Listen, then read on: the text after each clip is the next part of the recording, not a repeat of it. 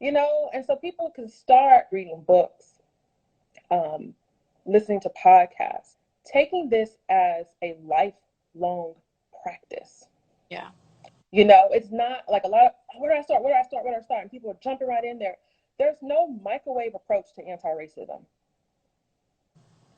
We do need urgency, but if you go into it and don't know what you're doing, it only is going to make things worse.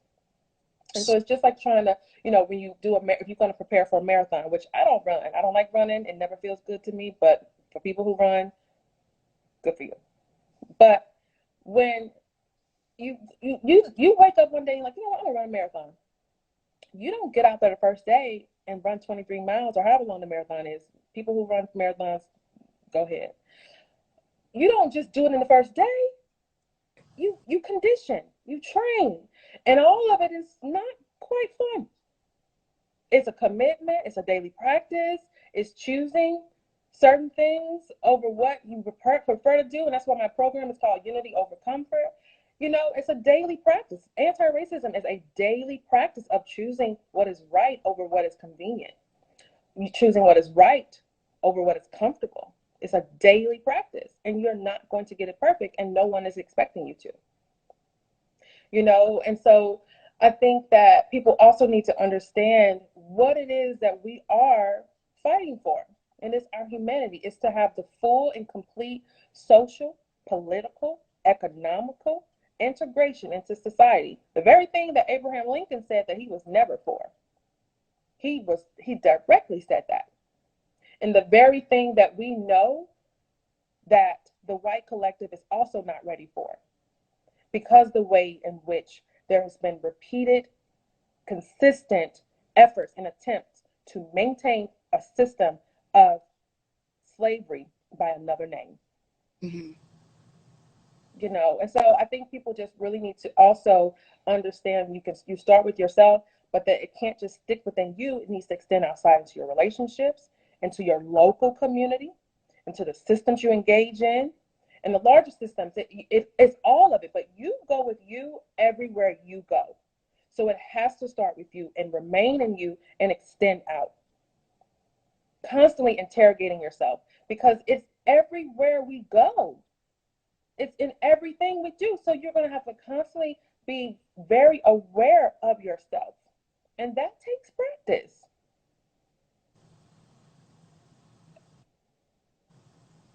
But what's the alternative? Just keep going on the way that we've been going on in just another 400 years? More hashtags, more death, more suffering, more pain. It's time to get to work and stick with it and not give up when you get tired, or when you got to take the kids to soccer practice, or when it's going to cost you money. Here, listen, anti-racism work, it is very much about redistributing economical resources. Mm. Black people have been systemically disenfranchised very deliberately, which is why white folks in this country own about 80% of the wealth. Something has to be off in a system like in a country like that when 80% of the wealth is maintained by a particular group. Something's not right. Something's not right. And it's time we call it what it is. You know, but when you really call it what it is, that means that you now have to become aware of the ways in which you have benefited Right. Of from what course. it is. And that's the part that's like, ooh, I don't want to do that. Can I just send a donation? Can I Right. just be nice? You know, can I just go help feed some hungry kids in the neighborhood and take pictures of them and put them on the internet to look how good I am? Can I just do that? Because I don't want to do this other part. You know, it's like when people say I want to meal prep, and the whole idea like meal prep, and we're gonna have all these elaborate meals, and we're gonna do this, we're gonna do that, and then when it get time to like go grocery shopping and cut it all up and get it all ready, it's like, you know what, we ordering pizza. It's too much work.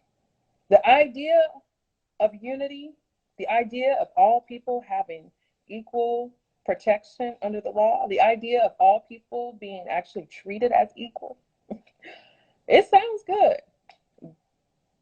But what it's going to take to get there, It's not easy. Yeah. And, and that's the part that we won't stop, but we're not going to stop. We never have. We never have. We won't stop until we have our humanity fully.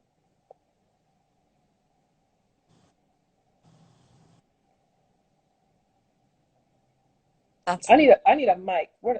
you need a well, this is your microphone. I Wow. actually have one, but I don't want to drop it because I need it later. You are incredible, Monique. Thank you for speaking. I think you just opened up a lot of people's eyes. I hope so. They know it. I hope so. Because a lot of what you have learned growing up, it's not the full story. A lot Oh of my, what you heard in school and the books that you were read. I mean, here's some. Let me give a couple practical things, and then we can finish. Let me give a couple practical things for people to begin. Like, how many books in your house are by Black authors?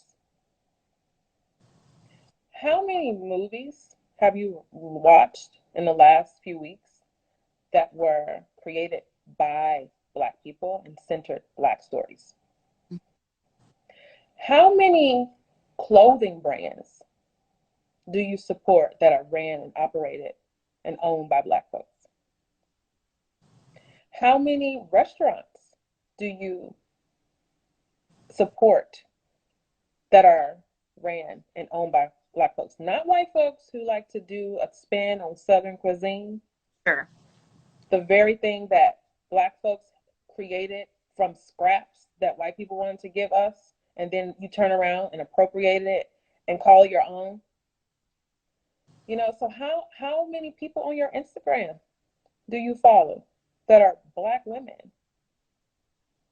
Just do a quick inventory of the amount of whiteness in your world and how much you consume of it, and how that is shaping how you move and how you see the world. Of course, you don't get it.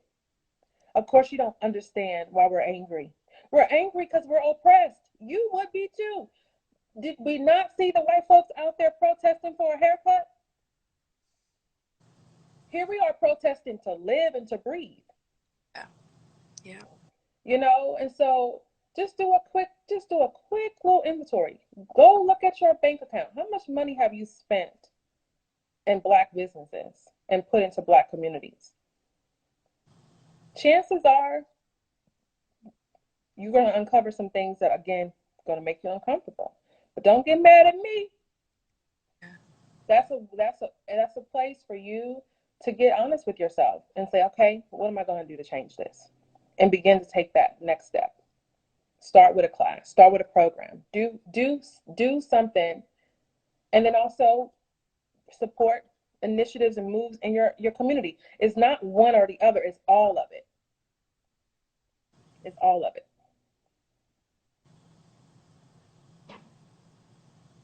You're taking it all in, girl. Are you taking it?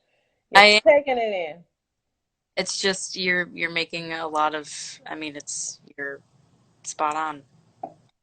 Well, I hope you take notes I'm and you save this, oh I will. I will.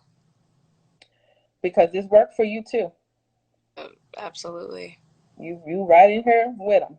All y'all, everyone who holds white privilege, you all benefit from the same system, whether Right. you want to or not. Yeah.